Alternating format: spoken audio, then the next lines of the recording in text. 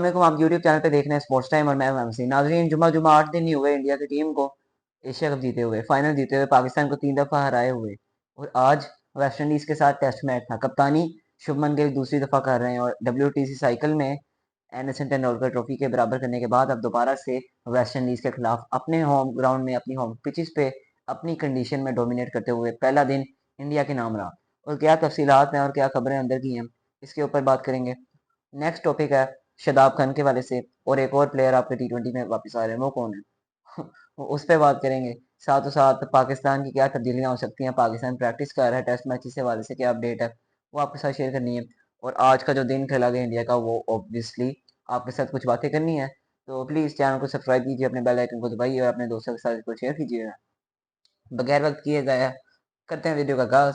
सबसे पहले West Indies ने आज टॉस जीता, रोस्टन चेज आए थे और जिसके ऊपर उनके जितने भी बड़े आला अहदेदार हैं, एक्स क्रिकेटर्स हैं, बहुत ज़्यादा इत्मीनान करते हैं और इतना उनके ऊपर बिलीव करते हैं कि वो एक एज अ लीडर अच्छे हैं, एज अ क्रिकेटर अच्छे हैं, जिसमें वो बैटिंग भी करके देते हैं, बॉलिंग भी करके देते हैं, एक मुकम्मल पैकेज है। तो उसके ऊपर बहुत ज़्यादा ट्रस्ट किया जाता है। तो जिस तरह से देखा गया, टॉस हुआ, रवि शास्त्री आए, साथ शुभमन गिल थे और वही एंडी पाइक्राफ्ट, वही आपके थे रेफरी। तो उन्होंने फिर जो टॉस हुआ, फिर शुरू से 9 बजे सुबह आगाज हुआ था इस टेस्ट मैच का। तो मैं उठा तो मैंने देखा यार कि क्या सूरत हाल है। तो इस टाइम मैंने जब देखा 157 पे 8 आउट हो गए थे वेस्ट इंडीज के। और वो कौन बॉलर है एशिया कप में जिसका नाम नहीं आया, T20 में उसे कंसीडर नहीं किया जा रहा, इतना ज़्यादा टैलेंट है, किस तरह से प्लेयर्स को यूटिलाइज करना है। वो बात हो रही है इंडिया की टीम की, इंडिया के स्ट्रक्चर की, इंडिया की प्लानिंग की। और जब फिर गेम प्लान की बात हो जाए, on the field, on the condition, in the conditions, तो आपके प्लेयर्स की क्या बात है। आज वेस्ट इंडीज ने जब बैटिंग का फैसला किया तो उनका फैसला गलत साबित हुआ। कप्तान ने कहा हम बैटिंग करेंगे, मगर जनाब इंडिया की सरजमीन पर आप बैटिंग कर रहे हैं तो उनके पास जसप्रीत बुमराह है। हाँ, इतना आज उसका रहा नहीं, मगर 3 विकेट लेने में कामयाब हुए। उसके बाद आपके मोहम्मद सिराज 4 विकेट लेने में कामयाब और बम्बूजल्ड करके रख दिया वेस्ट इंडीज को 162 रन पे। पूरी की पूरी टीम ढेर कर दी। वाशिंगटन सुंदर भी नहीं थे एशिया कप वाले स्क्वाड में, आपके मोहम्मद सिराज भी नहीं थे एशिया कप वाले स्क्वाड में। मगर एशिया कप कहाँ गया, जुम्मा जुम्मा 8 दिन नहीं हुए उसका खत्म हुए हुए इंडिया ने पाकिस्तान को 3-0 से सीरीज हराई। यही कह सकता हूँ मैं, और तो कुछ नहीं कह सकता। ब्रॉडकास्टर का बासी तली कहते होते हैं, मगर वही हुआ। आगे जाके एक अपडेट है पाकिस्तान एशिया कप की, जो कि चेयरमैन ऑफ आपके ACC के प्रेसिडेंट हैं, क्या स्टांस रखते हैं और इस टाइम ट्रॉफी का क्या होगा। वो मामला जो है बड़े डिसअपॉइंटिंग है सारे।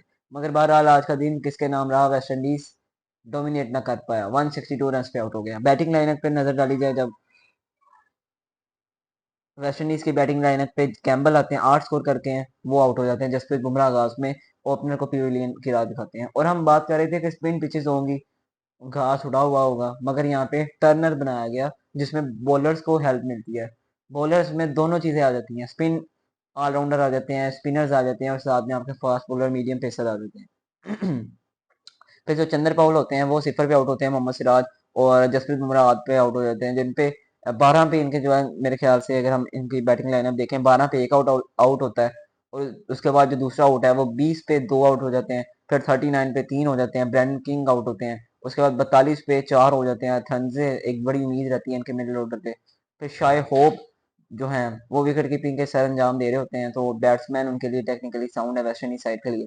वो आपको जो है 90 स्कोर पे 5 आउट हो जाते हैं। और ये टेस्ट मैच की कहानी है जहाँ पे आपने फर्स्ट इनिंग में ही आपका टारगेट होता है, आपका एक स्टांस होता है, आपका एक गेम प्लान होता है कि हमने इनको 300 प्लस रन, बाकी अगर टेल 300 प्लस रन से ज्यादा कर दे तो हम 400 तक टच कर सकते हैं। मगर हुआ क्या, 162 रन पे सारी सारी टीम आउट। आधी टीम आउट हो गई आपके 90 स्कोर पे, 92 पे जब आपके 5 आउट होते हैं तो 105 पे छठा आउट भी हो जाता है।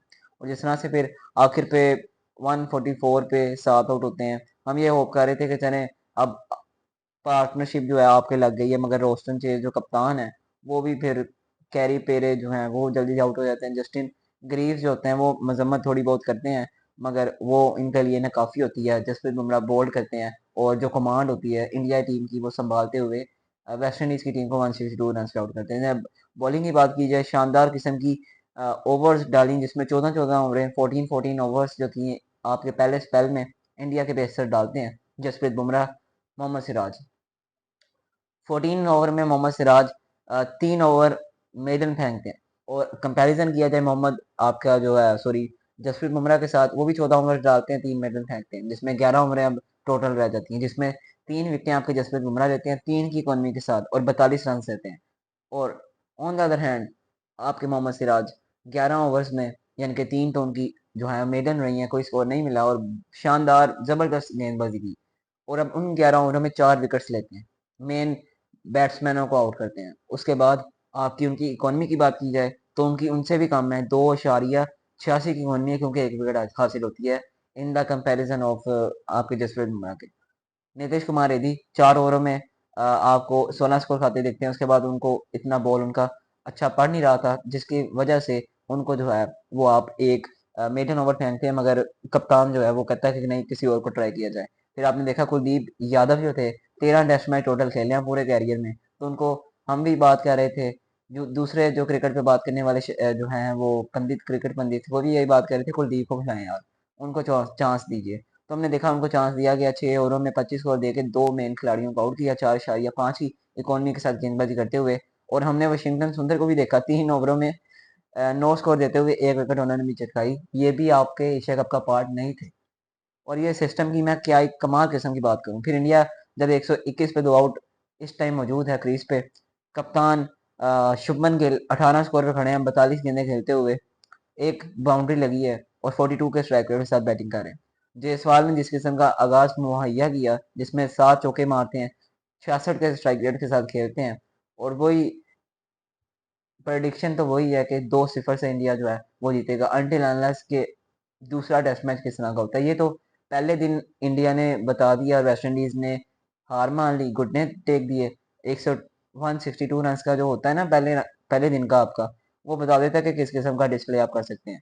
बहरहाल केएल राहुल 53 रन की नौ खेल के इस टाइम 114 गेंदों पे 6 चौकों के साथ 46 के स्ट्राइक के साथ खड़े हैं, और सही सुदर्शन जो है वो अच्छी तरह जो है वो कप्तान रोशन चेस के हाथों जो है एलबीडब्ल्यू होते हैं, और 7 स्कोर करके अपने पार्टनर को छोड़ के अलविदा कह देते हैं और उनको पवेलियन में चले जाते हैं और क्रीज पे अकेला छोड़ देते हैं। फिर आते हैं कप्तान, इस टाइम 18 स्कोर पे पार्टनरशिप जारी है, तो देखते हैं कि आगे कल अब इनके पास अगर आउट होते हैं तो ध्रुव जुरैल पड़े हैं, रविंद्र जडेजा हैं, कमाल किस्म की नॉक्स जुरैल ने खेली।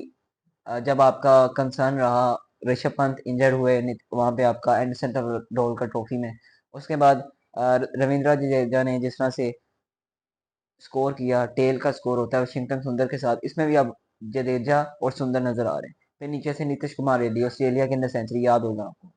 फिर कुलदीप यादव, जसप्रीत और आपका जो सिराज है, ये इस किस्म का तो कंप्लीटली जो है डिस्ट्रॉय कर दिया। वेस्ट इंडीज के बॉलर्स की बात की जाए, सील्स ने 1 विकेट ली, रोस्टन चेज ने 1 विकेट ली, और यूं इस टाइम इंडिया 121 पे 2 आउट पे अपने जो है क्रीज पे खड़ा है, और ये जो ट्रेल है इसे मुकम्मल कर रहा है और इसके ऊपर अपना हदफ देगा, फिर शायद वेस्ट इंडीज की टीम को उससे पहले ही आउट कर दे, तो ये इनका टारगेट रहेगा अंटिल अनलेस के वेस्ट इंडीज के बॉलर कोई अच्छा प्लान बना के आए हो। हमें उनके 1-2 ओवर में पता लग जाएगा, अच्छी अच्छी गेंदबाजी, इकोनॉमिकल गेंदबाजी होगी तो उनके ऊपर वाले ओवर्स में हमें पता लग जाएगा वो किस किस्म का आगाज और किस किस्म के गेम प्लान के साथ उनकी क्रीज पर उतरे हैं, और ग्राउंड में मैदान में किस कॉन्फिडेंस के साथ उतरे हैं, कल हमें पता लग जाएगा। बहरहाल दूसरी बात ये, आपका इस टाइम प्रैक्टिस सेशन लगा हुआ है लाहौर में, क्योंकि जहाँ पे आपने पहला टेस्ट मैच खेलना है, 2-3 दिन में आपकी साउथ अफ्रीका की टीम भी पाकिस्तान आ जाएगी, वो भी 2-3 दिन प्रैक्टिस करेगी, और साथ ही आपका 12 जो कि अक्टूबर को पहला test match Lahore Gaddafi stadium में शुरू हो जाएगा। अब उसके लिए पाकिस्तान टीम तैयारियां कर रही है। अगर चेंजेस की बात की जाए, पाकिस्तान इमामुल हक शान मसूद के साथ ओपनिंग करने जाएगा, कोई रिस्क नहीं लेगा। शान मसूद खुद भी यही चाहते हैं कि मैं एज अ लीडर इस टीम में उतरूं और इस टीम को लीड करूं, और एज अ लीडर ही पाकिस्तान टीम को मैच जिताऊं। परफॉर्मेंस शायद बैटिंग में भी हो, मेरे ऑन फील्ड डिसीजंस पे भी हो, मेरी फील्डिंग पे भी हो, और उसके साथ ही साथ जो मैं अपनी प्लेइंग 11 पे अपनी इनपुट दूं उसमें भी हो, तो ये सब चीज़ों को मिला के देखा जाए तो ये लीडर की पहचान होती है। शान मसूद पे खुद भी बहुत बड़ा जो है वो इस टाइम जिम्मेदारी है कि पाकिस्तान टीम को कम अज कम एक WTC का फाइनल जो है वो आगे लेके चले, और अगर खुदा ना खास्ता ऊपर नीचे होती है तो ये आखिरी सीरीज दोबारा से होगी शान मसूद की। अगर ये हारते हैं तो ये शान मसूद की आखिरी सीरीज होगी। फिर देखा जाएगा कि आपने किसको मेरे ख्याल से सऊद शकील जो है डायरेक्ट कैप्टनसी लेंगे, मगर इस सब में आगे नहीं बढ़ते। यही रखते हैं चीज़ और इसी पे ही नज़र रखते हैं कि पाकिस्तान शान मसूद की कप्तानी में, उनकी क़यादत में, उनकी लीडरशिप में साउथ अफ्रीका को पहली जो कि WTC साइकिल की 2027 के साइकिल की सीरीज़ है उसमें डोमिनेट करे और आराम से और बेहतरीन किस्म का आगाज़ मुहैया करे। बैट्समैन बैटिंग करें और बॉलर्स जो हैं कमाल किस्म की गेंदबाजी डालते हुए आपको जो है अच्छा स्टार्ट मुहैया करें, और WTC की जो साइकिल है वो बड़ी बेहतरीन किस्म के अंदाज में, जिस तरह से वेस्ट इंडीज की टीम आज 162 पे इंडिया के पेसर्स ने आउट किया जो कि एशिया कप में भी नहीं थे। मोहम्मद सिराज अभी बैठा हुआ है, वाशिंगटन सुंदर बैठा हुआ है, ये अभी एशिया कप के स्क्वाड में नहीं थे। फिर भी जब सिस्टम की तारीफ की जाए, उनके प्लेयर्स के टैलेंट की तारीफ की जाए तो फिर इंडिया की टीम हमें नजर आती है। बहरहाल हमें भी अब यही नजर आएगी जिस तरह से वेस्ट इंडीज की टीम को 162 रन पे अपनी होम ग्राउंड, अपनी होम पिचेस पे और अपनी कंडीशन में जिस तरह से इंडिया ने आउट किया है, यही तवक्कुआत इसी उम्मीद के साथ पाकिस्तान भी आगाज करे। और साउथ अफ्रीका की टीम अगर पहले बैटिंग करती है तो हमें भी इस किस्म का स्टार्ट चाहिए, क्योंकि जिस तरह से डिसअपॉइंटमेंट है एशिया कप के अभी भी फाइनल की, तो वो फैंस चाहते हैं कि आप एक कमाल किस्म का डोमिनेट करें साउथ अफ्रीका के अगेंस्ट। तो प्लेइंग 11 क्या होगी असल में? शान मसूद और आपके इमामुल हक कम बैक कर रहे हैं तो वो रहेंगे। और जब भी मैं देखता था सोशल मीडिया पे जब पोस्ट, तो इमामुल हक की कोई ना कोई सेंचुरी जरूर आई होती थी जो कि वो काउंटी क्रिकेट खेल रहे थे, तो बड़ा उनके लिए कॉन्फिडेंस है कि वो कोई अच्छा आगाज मुहैया कर सकें। बहरहाल बाबर आजम तीसरे नंबर पे रहेंगे। चौथे नंबर पे देखा जाए मोहम्मद रिजवान को शायद आप मौका दें, या देखा जाए तो आप तीन के ऊपर कामरान गुलाम को मौका दे सकते हैं जो कि मच नीडिड और मच डिजर्व करते हैं। उसके बाद चौथे नंबर पे आप बाबर को मौका दीजिए, पांचवें पे रिजवान, छठे पे सलमान, और आप सलमान के पास सातवें नंबर पे आमिर जमाल को मौका दे सकते हैं। और ये कंडीशन किस किस तरह की बनाई थी आपने पिछले साल? साउथ अफ्रीका को पकड़ने के लिए आप उधर गए, उन्होंने आपको 2-0 से हरा दिया। उससे पहले आप होम ग्राउंड पे जो टेक्निक इस्तेमाल कर रहे थे, फट्टा बना दिया आपने। उसके अंदर दो स्पिनर्स को ले आए, साजिद और नुमान को, उन्होंने कमाल किस्म का डिस्प्ले करके दिखाया और पाकिस्तान मेरे ख्याल से 34 साल के बाद जो है इंग्लैंड को अपने होम ग्राउंड पे रहा है। तो बड़ा खुशाइन बात है, पाकिस्तान को अपने घर में एक नया मौका मिल गया, एक नई प्लान मिल गया और एक नया किस्म का अंदाज मिल गया। तो बहरहाल उसके बाद अब ये सातवें नंबर पे आमिर जमाल आ जाएंगे। आठवां, नौवां और 10वां अबरार, नुमान, साजिद, आंटी लान्नास के आपने एक अपना वो जो, बल्कि फैसल अकरम एक आया, साथ में एक आसिफ अफरीदी है, उसे कोई डेब्यू कराना हो तो शायद आप अबरार को बिठा देंगे, लेकिन नुमान और साजिद के ऊपर बहुत रिलाई करेंगे। तो मेरे ख्याल से अबरार शायद फर्स्ट मैच में, जैसे अभी एशिया कप के खेल के हैं, कॉन्फिडेंस डाउन है, तो शायद आप फैसल अकरम को मौका देंगे, शायद आप आसिफ अफरीदी को, जहां तक मुझे लग रहा है कि आप आसिफ अफरीदी को मौका देंगे। और जितने भी सारे बुड्ढे क्रिकेटर्स हैं आपने उनको रख लिया है। नुमान की 36 एज है, साजिद खान 32 साल के हैं, और इस टाइम रिटायरमेंट लिया विराट कोहली ने 36 साल की उम्र में, और ये 42 साल की उम्र में जनाब आसिफ अफरीदी जो है डेब्यू कर रहे हैं पाकिस्तान की तरफ से, तो ये भी एक बड़ी अजीबोगरीब बात है। बहरहाल उम्मीद है कि पाकिस्तान टीम अच्छा करे और टेस्ट मैच का फातिहाना आगाज करे इस साइकिल का। दोबारा से जिम्मेदारी शान मसूद के कंधों पे है, देखते हैं किस तरह निभाते हैं। तो ये पाकिस्तान की प्लेइंग 11 होगी।